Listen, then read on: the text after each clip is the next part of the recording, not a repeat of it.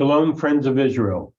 I am Sal Abraham, National President of Jewish National Fund USA. Thank you for joining us on our daily briefings live from Israel. We are the only organization that is broadcasting daily with important updates from informed speakers, as well as on-the-ground reports from our JNF USA affiliates. Today, we welcome Jonathan El-Khoury.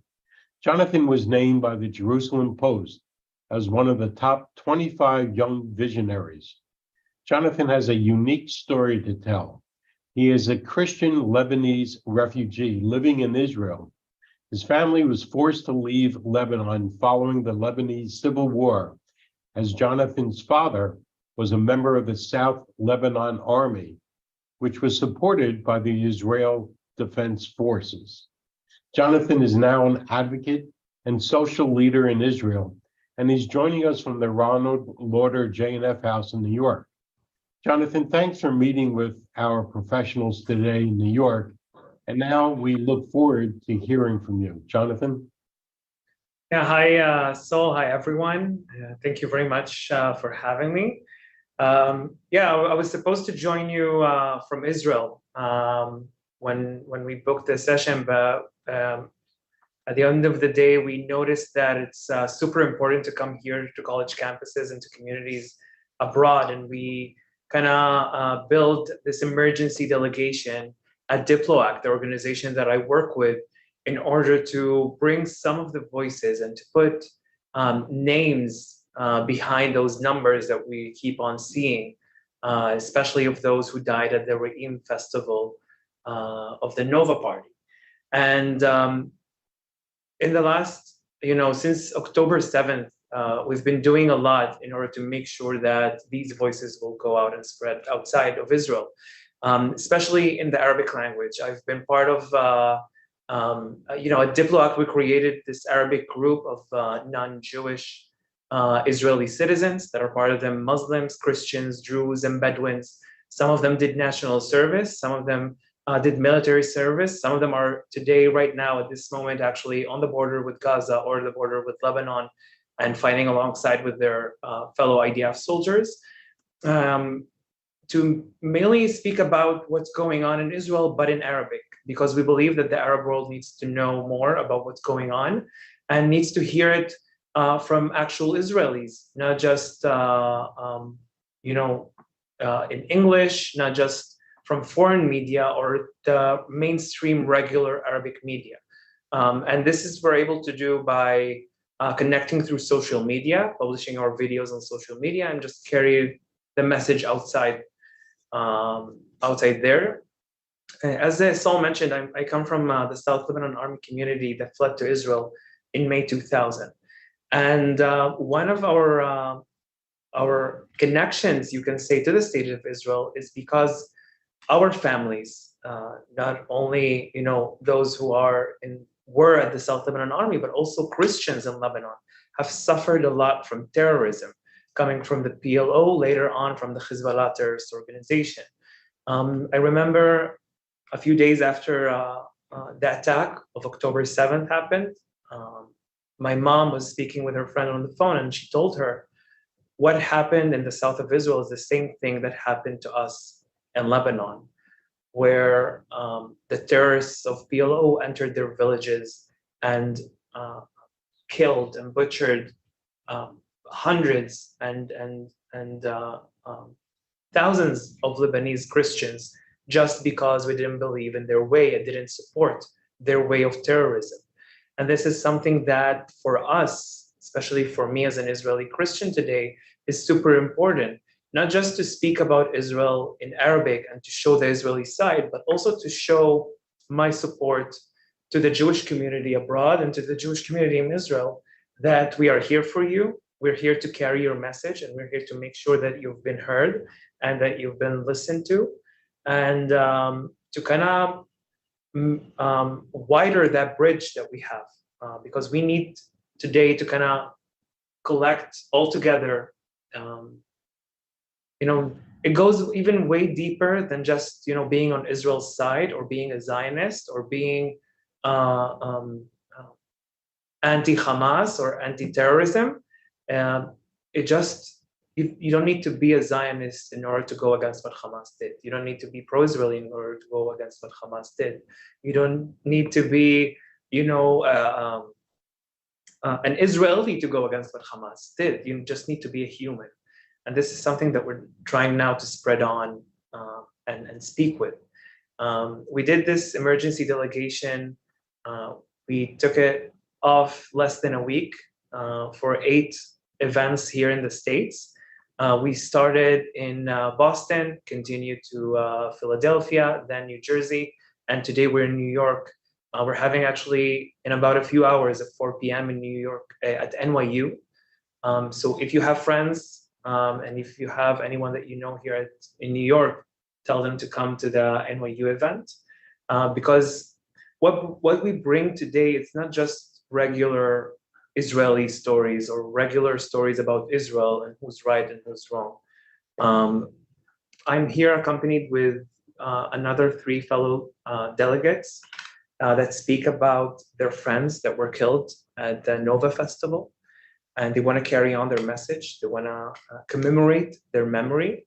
And I think it's also important for us because I know that the majority of us since day one didn't even take the time or a second to mourn what happened and to kind of realize,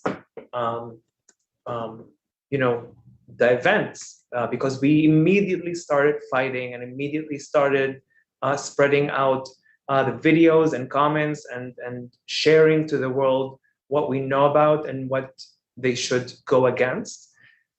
So in kind of these events right now, we're trying to bring back the humanity and the names behind the numbers, and to kind of give also the Jewish community here and the students kind of a different perspective to look at, and to kind of embrace it, to take this hour and to feel more able to express your feelings and yourself, and to kind of go deep inside the story, because I believe it goes beyond just Israel and just who's right or wrong.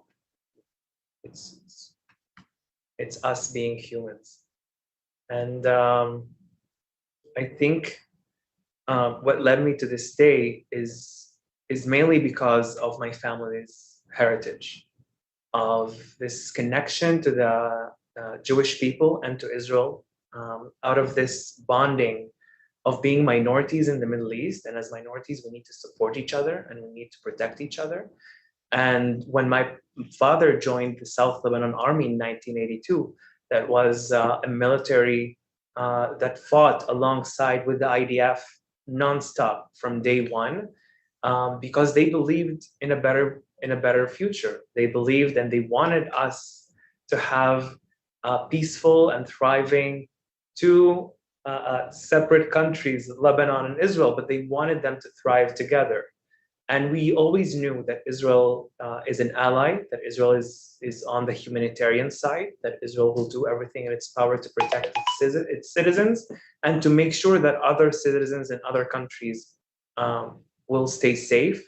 Like we're seeing today in the Gaza Strip, where Israel is demanding all people that are not relevant to Hamas to evacuate from the northern of Gaza. We've seen it all along. We've seen it with unheardable military tactics that, the knock on the roof.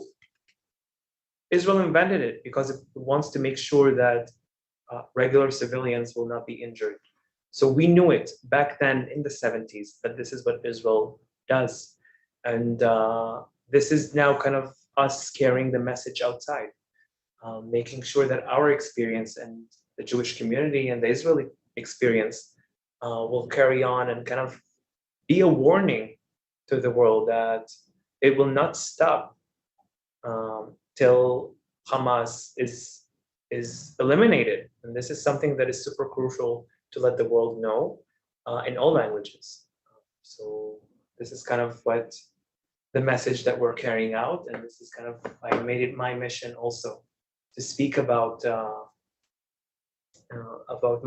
me being an Israeli, because there's a lot of misconception We've been through dehumanization, we've been through delegitimization, and only by sharing these personal stories, we're able to kind of bring back people to our side and let them see us as who we are.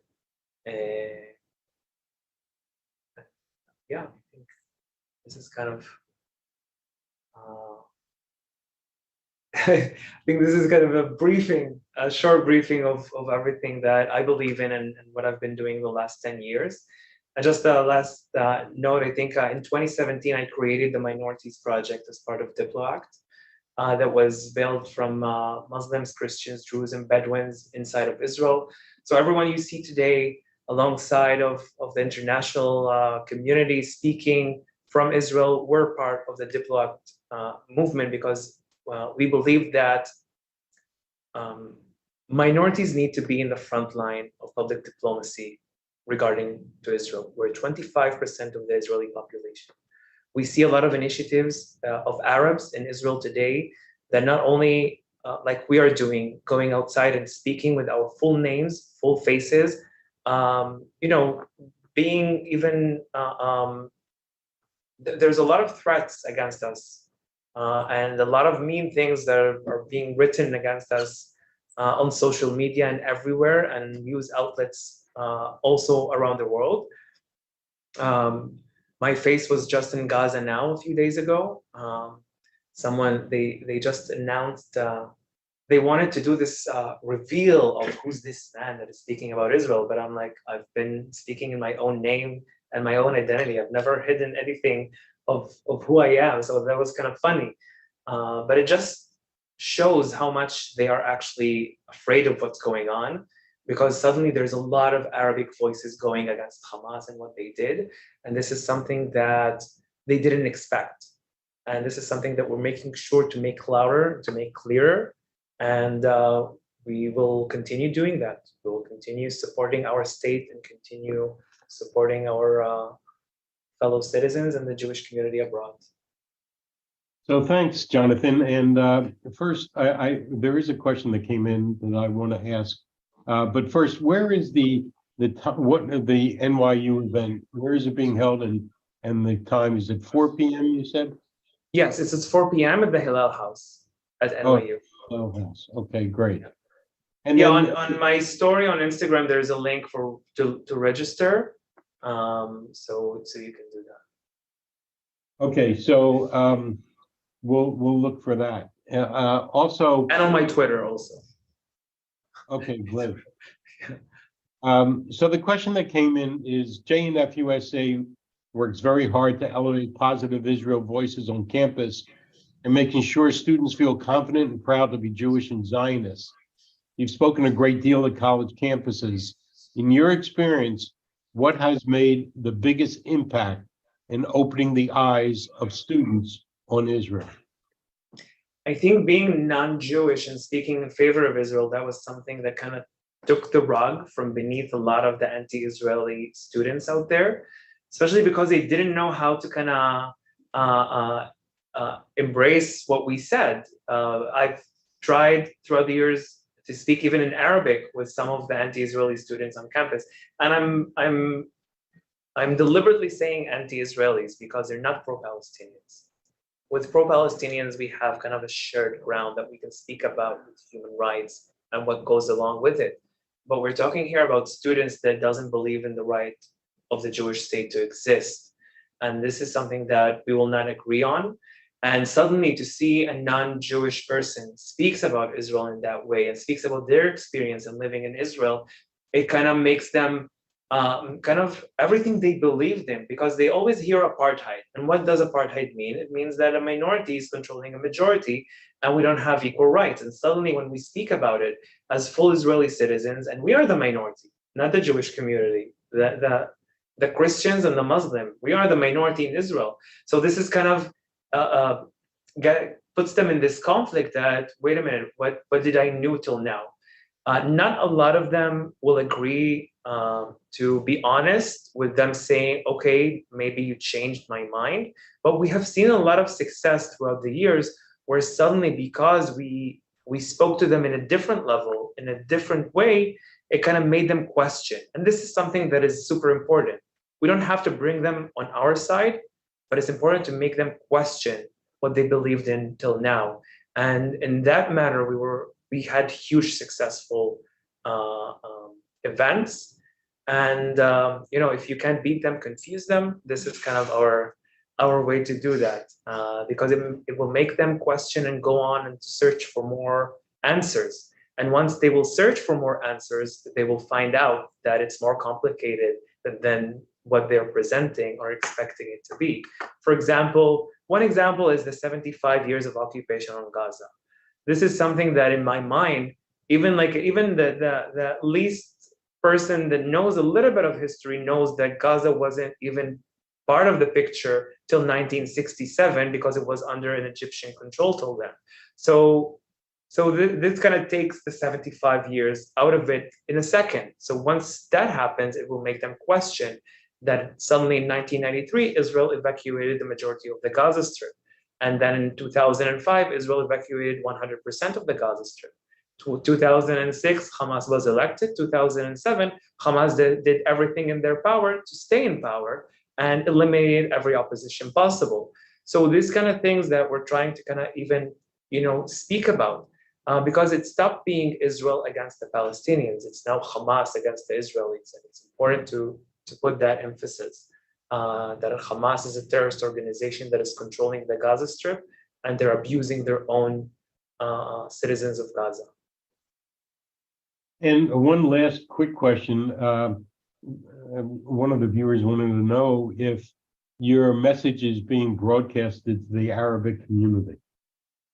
Oh yeah, we share videos in Arabic ourselves. Every one of our group that has their own Instagram and Facebook, and we share it everywhere on TikTok, and we do that. One of my videos got more than 250,000 views in only one day.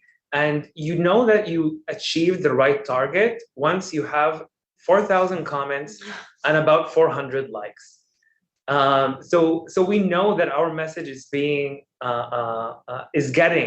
to the audience that we wanted to actually get. We don't do our videos in Hebrew. We don't do our videos with Hebrew subtitles, because at the end of the day, Israelis are not our target. Our target is the Arabic broader audience, and we know that it gets there because we suddenly see our faces in the Arabic media, like we got to the Gaza Now 2 million followers, because we delivered the message immediately to them without even having someone to connect us.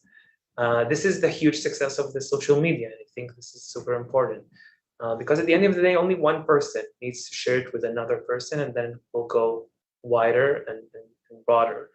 And we've been doing it, and we'll continue to do it also in the future.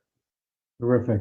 Well, Jonathan, thank you so much. We wish you success in all that you do, and hope we can call on you again. We understand your time in New York is limited. You're welcome to remain with us in the boardroom, but we understand if you need to leave. Our next speakers are two of JNF USA's team members on the ground in Israel. Orit Omer is the Director of Human Resources for our Israel team. Her job description before October 7 was very different from what it is today, and we are all collectively grateful for her ability to pivot in a time of crisis. She's been working directly with our affiliates and regional councils, helping us understand needs and ensuring that everyone is working together and efficiently during this difficult time. Orit, we are so proud to have you as a JNF USA professional. Alongside Orit, we will hear from Noah Field, a social worker at our Alexander Muss High School in Israel. AMHSI, as you may recall, had about 100 students on October 7 who quickly joined our situation room efforts, packing over 1,900 bags of essentials to distribute to soldiers and communities in dire need in those first 48 hours. Ultimately, we evacuated our students back to the United States and we have welcomed Israeli evacuees from Sderot to stay at our AM HSI campus in Hod HaSharon. Like Orit, Noah was working with a very different group of people on October 6th, and we're grateful for her work on campus. Orit, Noah, over to you. Thank you, Saul. So I'm Orit, and I'm the HR director for JNF USA in Israel. And now I'm honored to have the opportunity to help and to manage this wonderful project of hosting the families. And I have here Inbal next to me, and Inbal is one of the evacuees from Netivot, and later on she will also say a few words to thank everyone. But I wanted, we hear a lot about evacuees and about hosting families and evacuation centers. And I think it's a great opportunity to share with you our experience. Our student left just a few days after everything started on October 7th, and it was clear to us that we have a wonderful opportunity to use the fact that we have this amazing place here at Hod HaSharon and offer it to evacuees, to these families who suddenly one day need to leave everything and just find another place to stay. So we learned day by day. We learned while having more and more people coming. At the beginning, everybody were from Sderot, and we had a few families coming from Sderot, and we had to learn the different needs, the different requests, what they need, and the need changed day by day, because what you need after 3 days when you're in a different place is not what you need after 2 weeks or after 3 weeks, and goes on. So, we knew we need to make this a home. It's not a vacation. It's not taking a few days just staying somewhere. It's a home, and what it means to have a home. So first, I believe, and everybody, here on the team, we understood that there are two main factors. You have to be very flexible. You have to be very sensitive, and it goes together. It combines, because you have to be actively listening to what the people need. And sometimes it's not what we think, but they know what they need. These are people who have their wishes and their needs and and we need to be there for them. And we had to change day by day. Sometimes, having a phone call at 9 o'clock in the evening, I need to move to another room, or I need this for my kid for tomorrow, or do you maybe have a laptop, or I need to go to a doctor, and we need to be there. We need to give it to them because they need our help. And I think that was the major thing that we had to understand, is that we need to be able to be very flexible, to react fast, and to give whatever they need. I think I can, say that we had 3 different categories when we approached what it means to make this a home.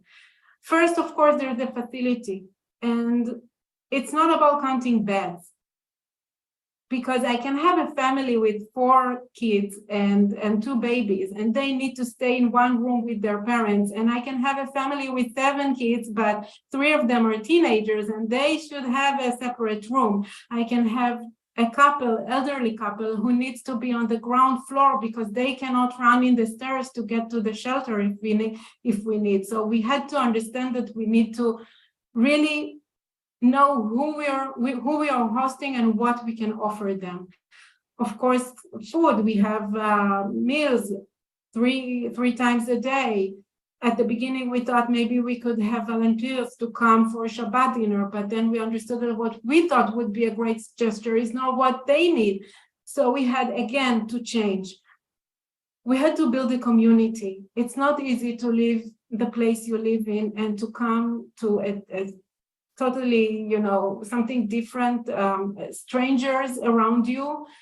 And we understood that people from Sderot need to be with people from Sderot, and we have to open another building for people from Ashkelon, and then another building for people from Netivot, because they need to feel that they can have their neighbors that understand what they need and what they want to do. And yes, of course, everybody works together, and we have a great group here of 82 people being together, living together, in harmony, but still it's not the same. And we understood that we have to have 3 different buildings for different people because it's all about the community. Then what do you do about education? What do you do about, activities? So we have our wonderful, wonderful madrichim who, I have to say, I was speechless when it was clear to them once the kids left home that they are staying here, volunteering, and just being here as brothers and sisters of these little kids. And together with the great network that we have here in Hod HaSharon and in Ra'anana of volunteers, we have activities, we have Pilates and yoga. We just had a yoga class an hour ago before we had this Zoom call for the grown-up, for the parents, so they can take a breath and they can have their time with themselves. But we also have different, chocolate sessions for the kids, and art and craft and bicycles, and playing with the madrichim in the shelter. And this morning, we managed to get a kindergarten teacher who's voluntarily going to open a kindergarten here for 10 kids between the ages of 3 and 6. And this is going to be a wonderful structure for the kids to have a group where they can feel that they're a part of something, and it gives them the stability and the confidence. Last thing was understanding that an important part of building resilience and empowering is to let the families to also be have an active part in this project. It means that we don't clean the rooms, not because we don't want to help, but because it's important for them to take a part in having this done and take care of their families and take care of themselves. And we have representatives from each building, and they are a part of our logistic team, and they are helping, and Inbal is one of them, and they are helping us manage this project because they are active, and it gives them the sense of ability and capability. And it builds their strength to build their communities again when they will have to go back to Sderot and Netivot and Ashkelon and Gaza Envelope, etc. I want to say something about our staff members, and I already mentioned the wonderful madrichim that we have. We have the madrichim, we have our social workers, we have everybody here at MAS, we have the teachers, we have the facility, the maintenance team, and they are doing a wonderful job from the bottom of their hearts. But we also understand, and being HR, I know that I have to support them too. Each one of our members here have family and friends in the army now. I have teachers who have 2 or 3 of their children in the army in different places. So not only that they are supporting these families, we also have to support them. And I think Noah will be able to elaborate a little bit about that, because she's involved in one of the wonderful things that she's doing for our staff to support them and enable them to support the families. This is a teamwork, as I said, and the motto here is treat and host the families as if they were your own family members and friends. And I want to give Inbal now the opportunity to say a few words on behalf of her and her family and her friends here. Hi, I'm excited. My name is Inbal, and I want to tell you thank you. I come from Netivot with my husband and 3 children, and it's very important for us. My children is very afraid, not good symptom, because they were last week. And Bal just fell near her house last week before they came here.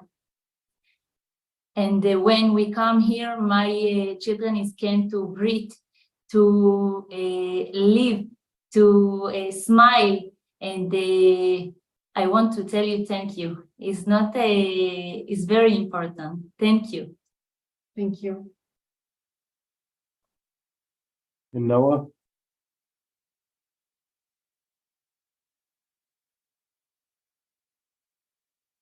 Hi, everyone. For us, it's good evening. I feel very fortunate being here and talking to all of you. I'll say some things about myself and about what we do today. So originally, I'm from the Galil, the northern part of Israel. Today, I live in Givatayim. I'm a social worker and also a PhD student in Tel Aviv University. I'm a mom to Tom, his 1-year-old, and I'm married to Guy.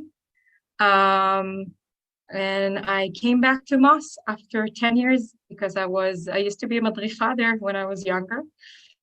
I'll say that on October 7th, I wasn't very lucky. I was in my family's house in the south, in Otef Aza, in Moshav Sde Nitzan. It's my second home for the past 16 years. It's my husband's family, Moshav. And I'll say that very, very early in that morning, we realized that something was very, very wrong. And after a while of just bombing, we started hearing automatic rifles, and things started being very stressful. We found ourselves hiding for 2 days, part of the time in the safe room, part of the time in our house, taking showers in the dark so no one will see that we're there. Lost the connection with one of my nieces, that thank God she's okay, and she was rescued by the army on that Sunday morning. We were very, very lucky because the local security squad of the Moshav next to us, 3 of them died that battle, but thanks to them, the terrorists didn't got to our Moshav. And we were extracted by the army Monday morning and got back to our house in Givatayim. The rest of my family live right now in Eilat because they're evacuated from their house. It's not safe to go back, and obviously since then everything changed. And I'll say I feel very lucky and fortunate to have my routine back and to go back to work. And I feel very lucky to be a part of an organization that changed everything it does so fast just to be helpful. I'll say that part of the stuff the kids left that you were talking about actually got to my brother's unit in the south. They got some flashlights and stuff they needed, and this is only from the kids and their will to help, and they left it behind for the soldiers. So my brother was lucky enough to get part of that. And I'll say that in my everyday job at Moss, I'm giving support to our students, and I have connections with the kids and their families and their therapists if needed, and give guidance to their counselors. And right now, obviously, all these things are not really relevant. And I'll say that I just wanted to tell you a few of the things that we are doing today. So as Orit said, everyone in Israel today, that we have like a few hats. It's like we have our immediate family and we have our job, but also at every given moment, we have people we're worried about.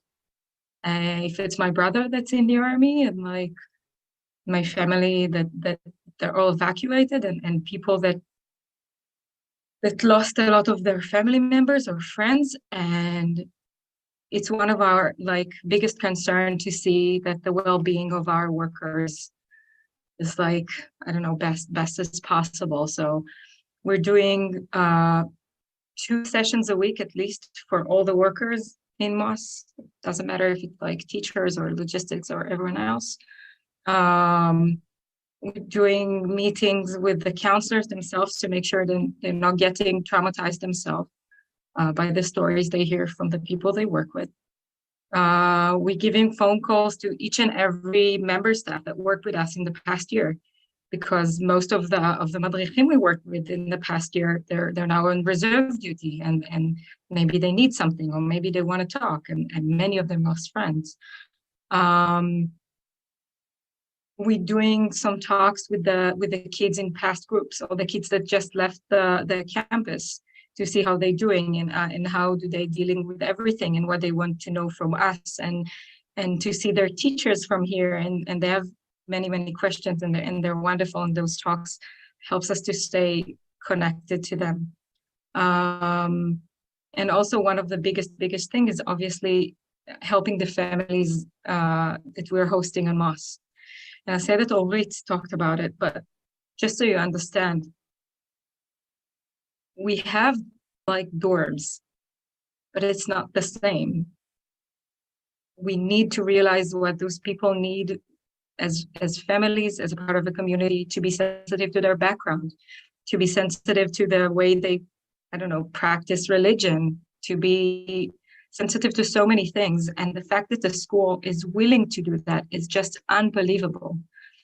It's not just moving people rooms, it's to understand that, okay, some people, they want to send their kids to school, but they want to find the Haredi school around us. And they need very specific things, like people come and donate, even clothes, but not everything is what they need, or bicycles or anything else.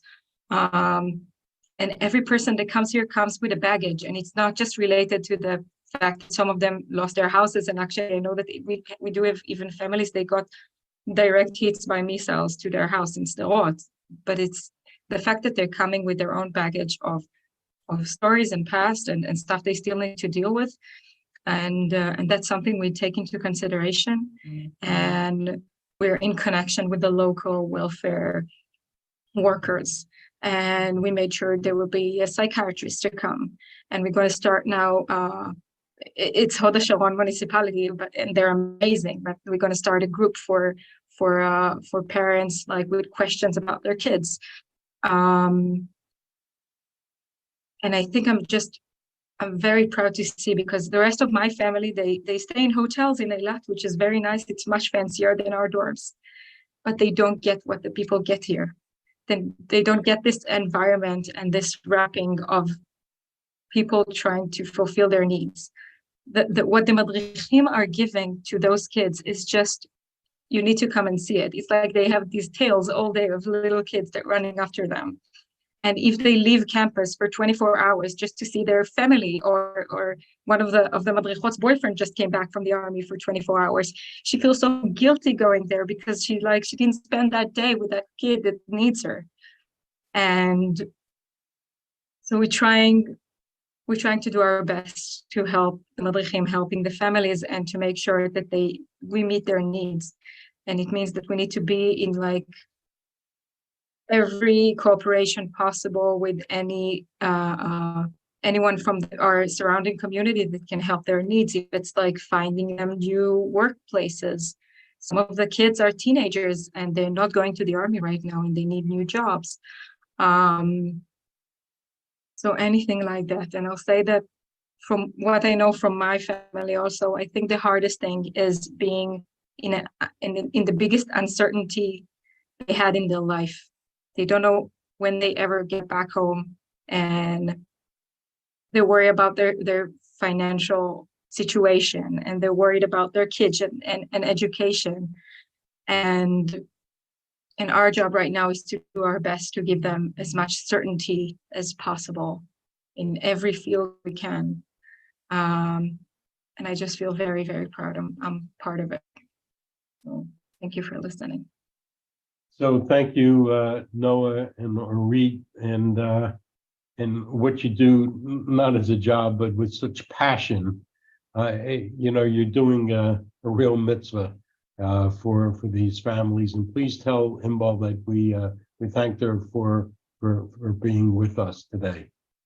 Tomorrow we will be joined by Archie Gottesman, CEO of Jew Belong.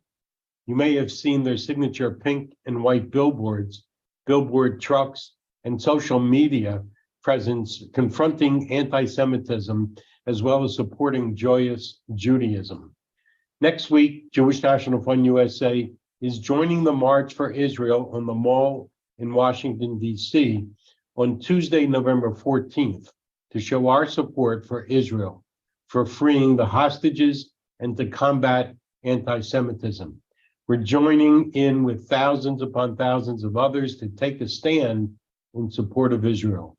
Hundreds of hostages captured by Hamas are still missing. They can't use their voices to speak out and demand freedom, but we can. We are a voice for good. We are a voice for solidarity. We're a voice for freedom. We hope we will see you there. We remind you that our support to our resilience campaign is critical, and you can contribute at jnf.org/support Israel. Yesterday, we had our first learning session with our AM HSI teachers about critical issues surrounding this war, and we had over 100 people join. These are live Zoom courses for $18 and free for AM HSI alum. To register for tomorrow's session, visit jnf.org/anti-Semitism on campus. Finally, join us for the largest gathering of Israel supporters at our global conference for Israel on November 30th through December 3rd in Denver, Colorado. Now is the time to join together in solidarity.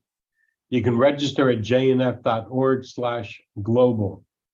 For now, I'll sign off until tomorrow's daily briefing at 12 p.m. Eastern, 9 a.m. Pacific. Thank you for joining. I'm Israel Chai. We stand with Israel.